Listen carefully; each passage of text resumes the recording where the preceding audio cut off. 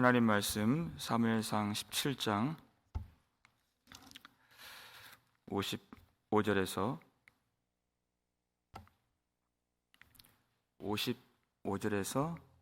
58절까지 말씀입니다. 사무엘상 17장 55절에서 58절까지 말씀. 사무엘상 17장 55절에서 58절까지 함께 읽겠습니다. 사울은 다윗이 블레셋 사람을 향하여 나아감을 보고 군사령관 아브넬에게 묻되, 아브넬아, 이 소년이 누구의 아들이냐?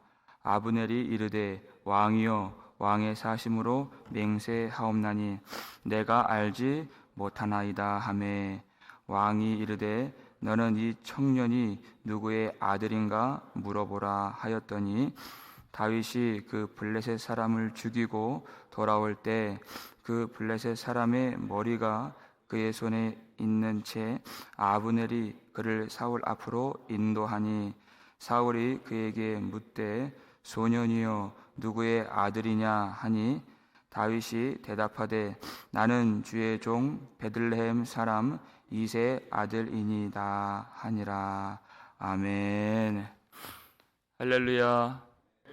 반갑습니다. 사랑하는 여러분, 오늘도 우리를 사랑하시는 우리 아버지 하나님께서 이 말씀의 깊은 뜻을 깨닫게 도와주시고, 오늘도 세상 앞에서 굴복하지 아니하고 믿음으로 승리할 수 있도록 우리에게 영광과 힘을 더해 주시는 복된 이 예배 시간 되기를 주의 이름으로 축원합니다.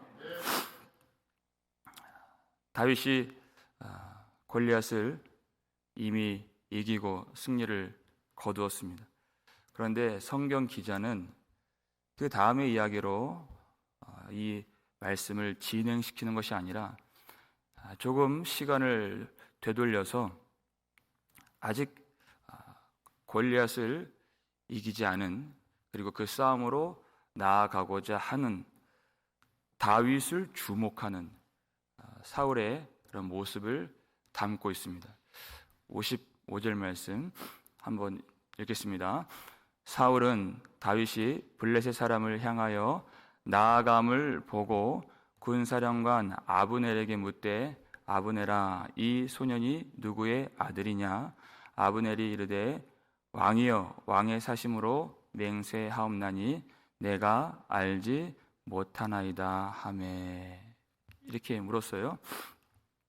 이제 막 골리앗과 싸우려고 하는 그런 다윗을 보고 그랬습니다. 이제까지 아무도 이 골리앗과 싸우려고 하는 사람이 없었는데 담대하게 그 싸움에 내가 나아가겠습니다 하는 이 어린 다윗을 통해서 말할 수 없는 위험을 그가 발견하고 결국은 이 전쟁터로 보내게 되죠. 아무리 사울이 상황이 다급하다고 해서 이 중요한 싸움에 아무나 보낼 수가 없는 것입니다. 왜냐하면 이 전쟁은 대표자 한 사람, 민족 대표가 나가서 싸우는 전쟁입니다. 근데 그가 지면 온 나라가 블레셋의 종이 될 그런 약속을 했기 때문에, 힘이 없기 때문에 아주 중요한 이 전쟁이었습니다. 그리고 다윗이 만약 그 전쟁에서 져서 비참하게 죽임을 당한다면 사울이 허락을 해서 보냈기 때문에 그에 대한 책임은 사울에게 있는 것입니다. 사울이 그 비난을 피할 수가 없는 일이 되는 것입니다. 그래서 사울은 아주 깊은 고심을 했을 것입니다. 그러나 그의 용기 있는 모습에 감화가 되어서 말할 수 없는 그런 마음의 힘을 그가 느끼고 전쟁터로 보냅니다. 그렇지만 이 다윗의 싸움에 조금이라도 가능성을 높여주기 위해서 사울이 어떤 일을 했습니까? 그의 군복과 그의 갑옷과 투구와 칼을 내어주죠. 조금이라도 이 싸움을 자기가 이길 수 있도록 도와주고 보태주길 원했다는 것이.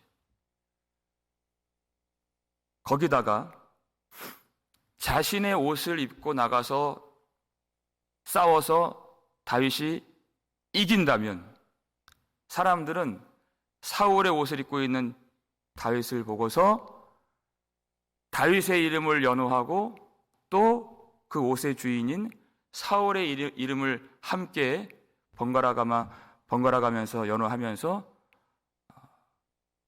이 전쟁의 공로를 축하해 줄 것까지 그가 아마 계산을 했을 것입니다. 그런데 다윗이 그 호의를 무시해서가 아니라 그것을 입고 나간다면 싸울 수가 없다는 것입니다.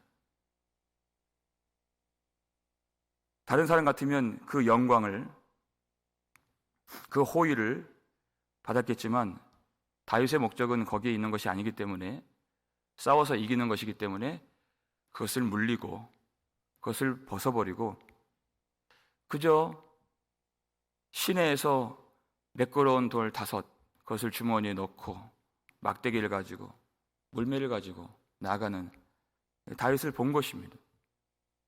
그러니까 옆에 있는 군사령관 아브넬에게 이 소년이 누구의 아들이냐, 그걸 물은 거예요. 여러분, 아브넬이라고 하는 그 이름의 뜻 자체가, 아브라는 말 자체가 아버지란 뜻이죠. 내 아버지는 등불이십니다 라는 뜻이에요. 내 아버지는 빛이십니다 라는 뜻이에요. 그런데 다시 한번 55절 말씀 한번 보시면 아브넬이 뭐라고 대답합니까? 내가 알지 못하나이다. 내 아버지는 등불이신데 그가 밝히 알 수가 없는 모습을 보여주는 것입니다. 아브넬이요, 지금도 사울 안에 있지만 앞으로도 사울의 수하에 있어서 사울이 다윗을 대적하게 될 때 말씀 내려주시고 아브넬도 함께 다윗을 대적하는 입장이 되죠. 그리고 사울이 죽은 후에도 한동안 사울의 아들 이스보셋을 그가 왕으로 추대해서 다윗을 대적하게 하는, 실제 이 사울 나라의 실권을 장악하는 사람이 됩니다. 그러나 결국 나라 전체를 다윗에게 다 갖다 바치고 다윗의 사람이 되죠. 그런데 그가 지은 죄가 있기에 그가 아사엘을 죽였기에 그의 형 요압, 다윗의 군대 장관 요압에게 죽임을 당하는 그런 운명을 맞게 됩니다. 사울의 사촌이고 사울의 군사령관이었다가 그의 마지막 주인이 누가 돼요? 다윗이 된다는 것이. 그리고 죽임을 당하는 것입니다. 이것이 아브넬이에요.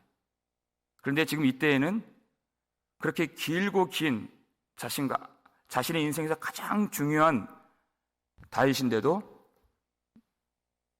내가 그를 알지 못하겠나이다, 이렇게 얘기를 한 것이에요. 그런데 사울은 이 다윗에 대한 이 관심이 쉽게 사그라들질 않습니다. 56절을 볼까요? 읽겠습니다. 왕이 이르되 너는 이 청년이 누구의 아들인가 물어보라 하였더니, 그래요.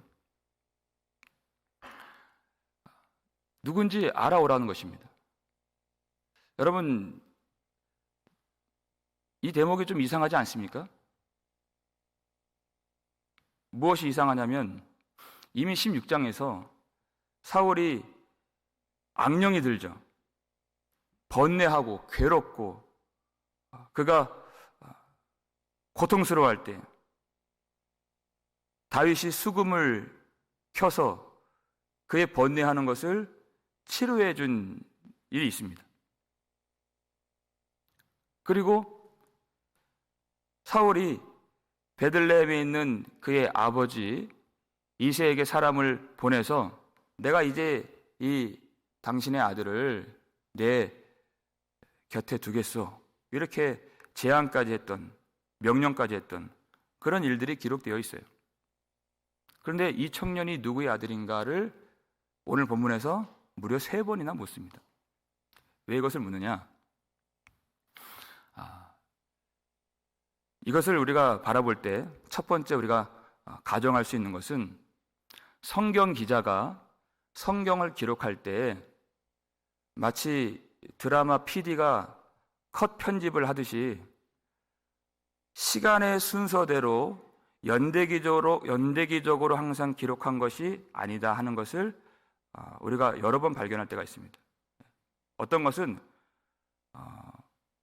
과거의 일이지만 먼저 나중에 기록이 될 때가 있고, 또 이 시간적으로 흐름대로 되지 않는 이 성경 기자의 마음대로 자유자재로 기록된 부분들이 많이 있습니다. 두 번째는 이러한 것을 우리가 또 가정할 수가 있죠.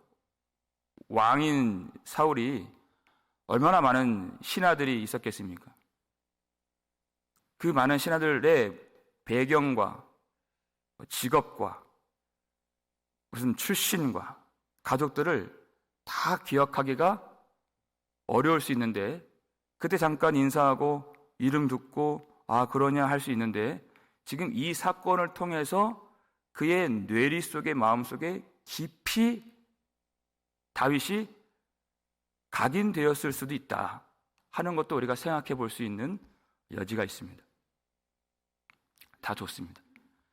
그럼에도 불구하고 우리가 이 말씀을 생각할 때 하나님께서 성령으로 영감시켜준 이 말씀을 볼 때 우리는 무엇보다도 복음적으로 해석을 하는 것이 마땅하다고 생각을 합니다. 왜 이렇게 이 소년이, 이 청년이, 그리고 내가 누구의 아들이냐, 그가 집요하게 질문을 했는가? 예수님께서 부활하시고 나서 제자들에게 이 말씀을 어떻게 봐야 될까? 그것을 알려주신 장면이 먼저 있죠. 누가복음 24장 44절 말씀 먼저 보시면 읽겠습니다. 또 이르시되 내가 너희와 함께 있을 때에 너희에게 말한 바 곧 모세의 율법과 선지자의 글과 시편에 나를 가리켜 기록된 모든 것이 이루어져야 하리라 한 말이 이것이라 하시고 그랬어요. 예수님 십자가에서 죽으시고 그리고 부활하신 다음에 이 말씀을 이제까지 평생에 너희들이 배웠던 그때의 말씀은 구약 성경을 말하는 것이죠. 모든 모세 율법과 선지자의 글과 시편에 나를 가리켜 기록된 모든 것, 이렇게 말씀해 주셨습니다. 이 모든 구약의 말씀이 다 예수님을 가리키고 있다라고 예수님이 친히 그 입으로 말씀해 주셨죠. 그리고 그 다음 절에서 그들의 마음을 열어 성경을 가르치시니 그랬어요. 그런 것들이 다 무엇을 말씀하고 있는지 복음적으로 예수님이 해석을 해 주셨다는 것입니다. 우리가 믿음을 가질 때, 특별히 유대인들에게 이 믿음을 가질 때 가장 중요한 것이 무엇이냐? 우리가 요한복음을 통해서 그 중요한 이슈에 대해서 매주 다루고 있는데, 유대인들에게 가장 걸림이 되고 또 믿음을 얻고자 하는 자들이 반드시 믿어야 하는 그 내용이, 믿음의 내용이 무엇인가?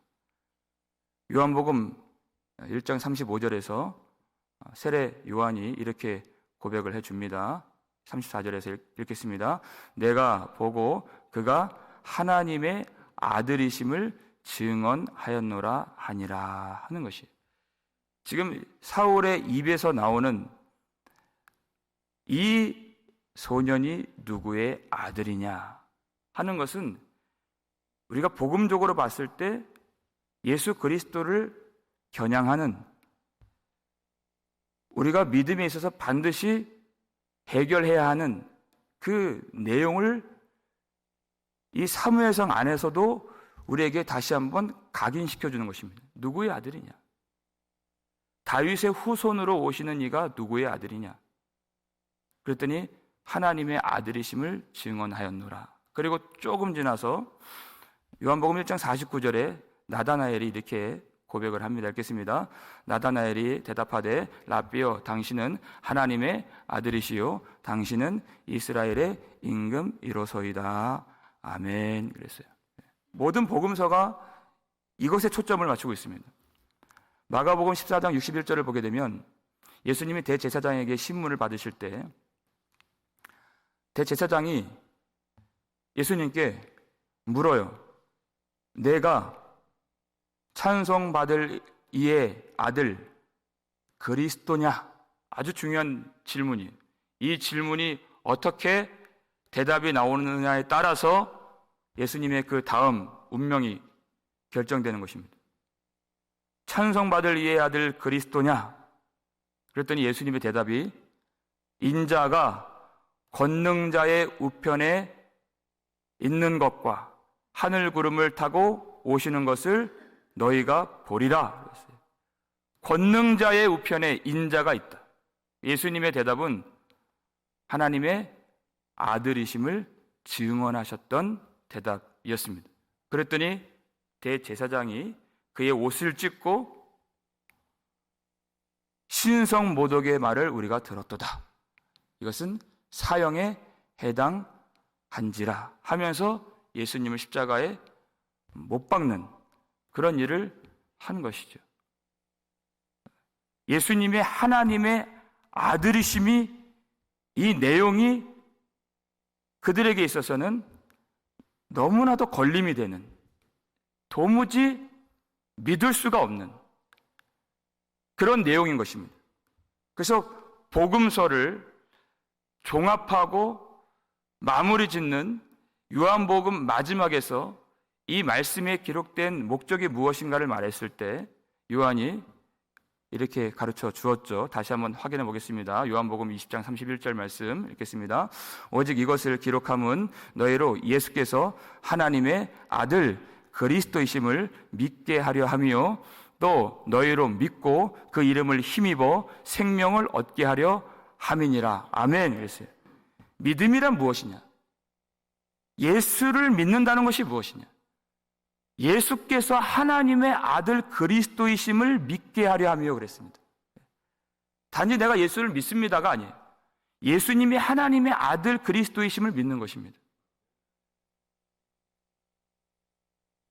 다윗이 그의 용모와 키를 보았을 때 누구도 블레셋 사람이든 유대 사람이든 그가 능력 있게 이 싸움에서 승리할 줄 시원하게 믿는 사람이 없었을 것입니다. 그러니까 그의 형 엘리압마저도 조롱하고 비난하고 욕하고 내가 이 전쟁을 구경하러 왔도다 온갖 모함을 하고 그를 억눌렀습니다.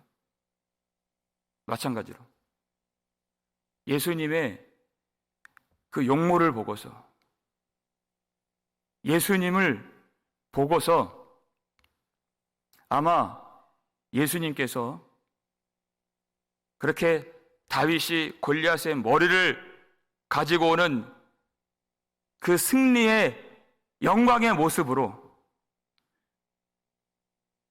그들 앞에 다시 서시게 될 줄을 믿는 사람이 거의 없었습니다. 제자들조차도. 그러니까 슬퍼하고 체포되신 예수님을 등지고 그들은 다 도망갔던 것입니다.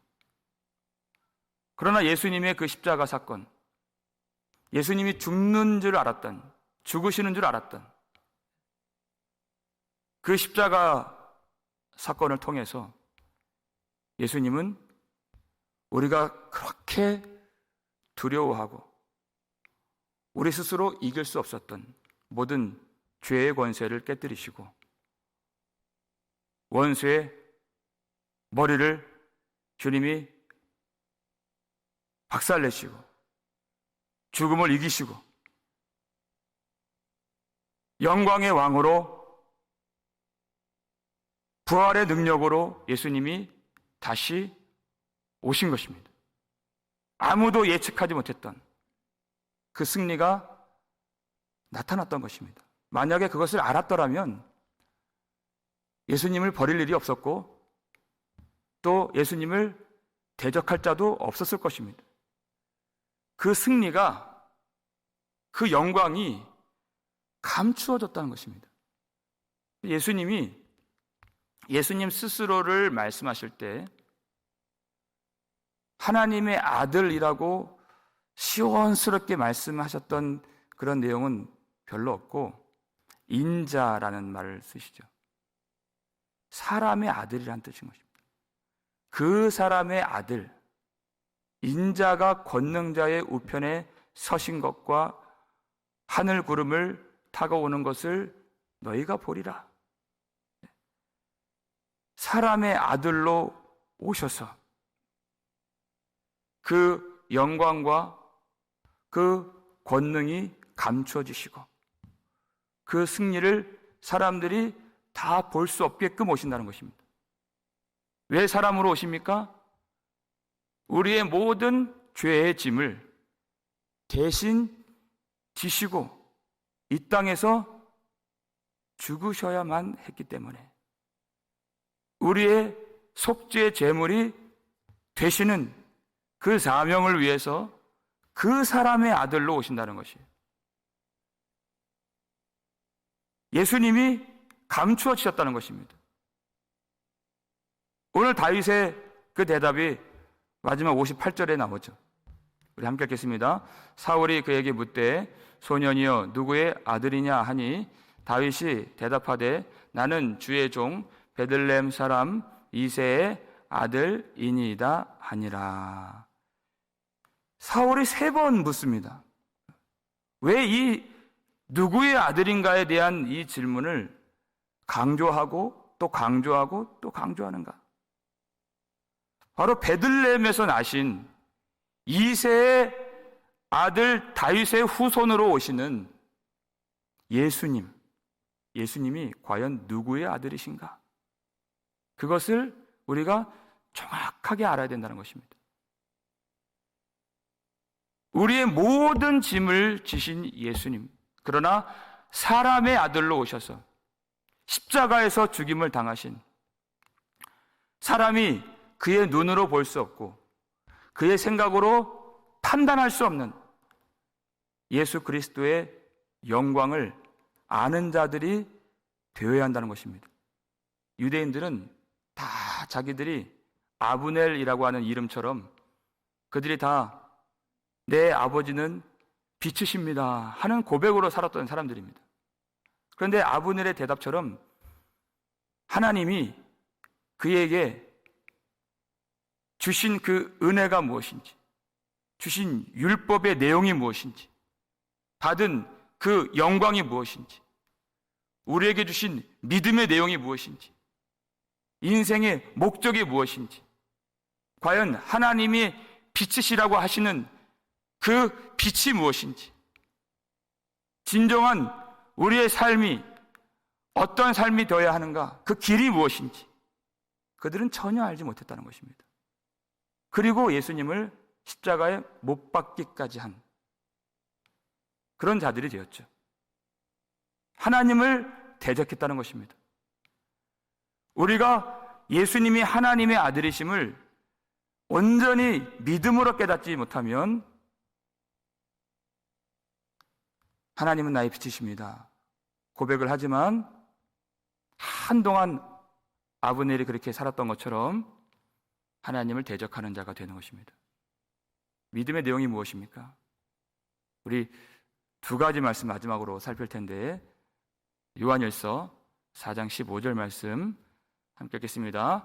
누구든지 예수를 하나님의 아들이라 시인하면 하나님이 그의 안에 거하시고 그도 하나님 안에 거하느니라. 아멘. 여러분, 이 약속이 정말 큰 약속이죠. 하나님이 그의 안에 거하시고 그도 하나님 안에 거하느니라. 우리 속에 계신 이가 만물보다 크시며 그랬어요. 그런데 그 놀라운 하나님이 우리 속에 거하시고 우리가 하나님 안에 거하는 이 약속이 어떻게 이루어집니까? 예수를 하나님의 아들이라 시인하며 이렇게 된 것이에요. 시인한다는 것은 자복한다는 뜻입니다. 고백한다는 뜻입니다. 그리고 동의한다는 뜻입니다. 하나님의 말씀 그대로 예수님이 하나님의 아들이시라 시인하고 그 앞에서 우리의 죄를 자복하는 것입니다. 이스라엘에게 죄사함과 회개함을 주시려고 임금과 구주가 되게 하셨느니라. 하나님의 뜻입니다. 그것이 회개함을 주시려고, 그리고 죄사함을 주시려고. 오직 예수님만이 하나님의 아들이시라고 우리가 시인하는 것은 이 구원이 사울이 그렇게 시도하려고 했던 사울의 도움과 보탬으로 되는 것이 아니라 오직 예수 그리스도의 공로로만 이루어진다는 것을 시인하는 것이, 그래서 죄를 고백하는 것입니다.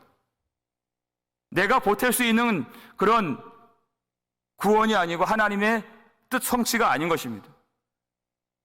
그렇기 때문에 예수님이 십자가에서 죽임을 당하시고 이 일을 이루신다면 그 영광을 받으실 이가 누가 되십니까? 예수님만 되시는 것이에요. 내가 보탤 수 없고 내가 도울 수 없는 이 구원이기 때문에 전적으로 내가 시인하기만 하고 내가 의지하기만 하고 내가 자복하기만 했기 때문에 오직 살아계신 세세토록 영광을 받으실 예수님께만 우리가 경배하고 예배를 드리고 찬송을 올리는 것입니다. 여러분, 이 믿음이 있다면 하나님이 우리 안에 거하시고 우리가 하나님 안에 거하게 되는 놀라운 영적인 축복을 누리게 되는 것입니다. 그리고 어떤 유익이 있습니까? 우리가 세상을 이길 수 있다고 했습니다. 마지막 말씀입니다. 요한일서 5장 5절 말씀 읽겠습니다. 예수께서 하나님의 아들이심을 믿는 자가 아니면 세상을 이기는 자가 누구냐 그랬어요. 왜 우리가 세상 앞에서 두려워하고 근심에 휩싸이고 때로는 낙심하고 절망합니까? 자기 자신을 의지하기 때문입니다. 믿음은 예수께서 하나님의 아들이심을 믿는 것입니다. 예수를 믿는 나를 의지하는 것이 아닙니다.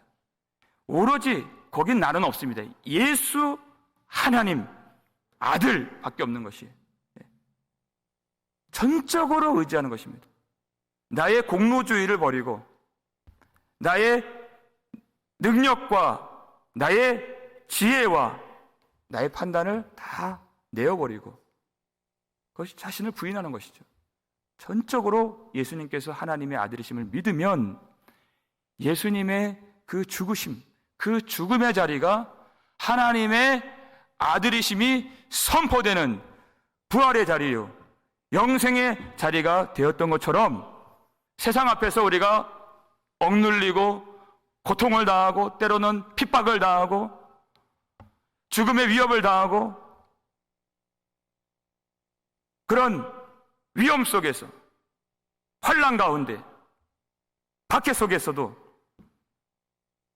예수 그리스도께서 죽음의 자리에서 영광을 받으셨던 것처럼 우리가 세상을 이기고 예수님이 하나님의 아들이심을 믿는 그 믿음으로 하나님의 뜻을 따라서 살 수 있는 참 하나님의 백성의 길을 걸어갈 수가 있는 것입니다.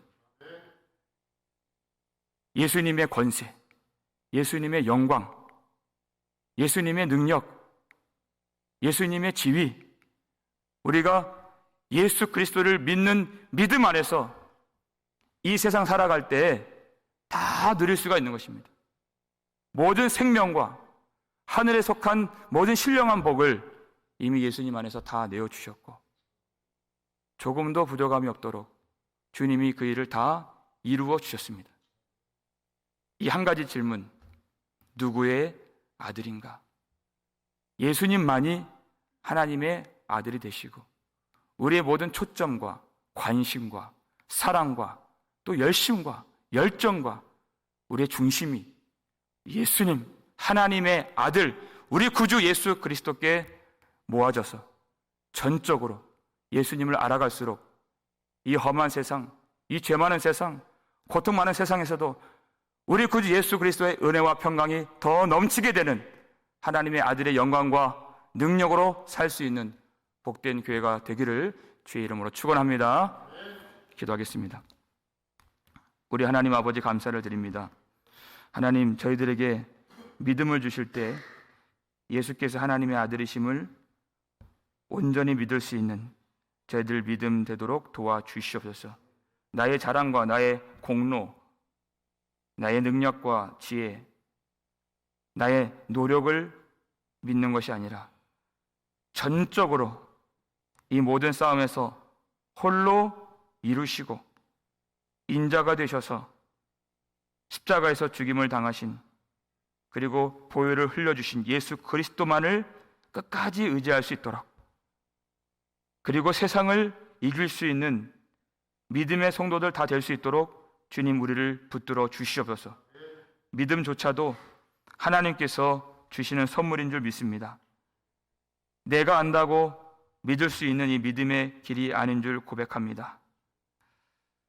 빛의 아들들로 우리가 살아간다고 말을 하지만 세상에서 문득문득 예수님을 하나님의 아들로 깨닫지 못하고 내 죄악을 고백하지 못하고 내 힘만을 의지하면서 살고자 했던 그런 어리석음을, 그런 불신앙을 다 내어버리고 진실한 마음을 가지고 우리 구주 예수 그리스도, 우리 주님께만 집중된 삶을 살아갈 수 있도록, 그리고 주님과 함께 걷는 이 십자가의 길이 주님의 영광과 생명을 얻게 되는 유일한 구원의 길임을 깨닫고 온전히 세상 앞에 굴복하지 아니하고 믿음으로 승리할 수 있도록 우리 모든 교회 안에 있는 성도들을 주님이 축복하여 주시옵소서. 주님이 이미 십자가에서 우리가 도움이 될 수 없고 보탬이 될 수 없는 그 십자가에서 다 이기시고 이미 승리하신 줄 우리가 믿습니다. 우리가 하나님 안에 거하고 하나님 우리 속에 거하심으로 우리도 승리하는 줄 믿습니다. 오늘의 싸움에서도 주님이 우리와 함께해 주옵시고 순간순간 절망이 오고 두려움이 오고 또 피곤함이 오고 낙심이 올 때 하나님 우리를 도와주셔서 마음에 힘을 주셔서 하나님의 아들 예수 그리스도를 끝까지 믿는 믿음으로써 우리 모든 삶의 자리에서, 가정에서, 모든 시간들 속에서, 모든 사람들과의 만남과 대화와 또 모든 어려운 일에 닥쳐 봉착했을 때에도 살아계신 하나님이 우리를 세워주셔서 예수께서 하나님의 아들이심을 굳게 믿으며 그 자리에서 영광의 찬송을 부르며 감사하며 주님을 바라볼 수 있는 그 믿음 우리에게 더해 주시고 그 믿음으로 우리 가정, 우리 자녀들까지 다 승리할 수 있도록 주님이 큰 복을 내려 주시옵소서. 감사를 드렸고 우리를 구속해 주신 예수 그리스도의 이름으로 축복하며 기도 올리옵나이다. 아멘.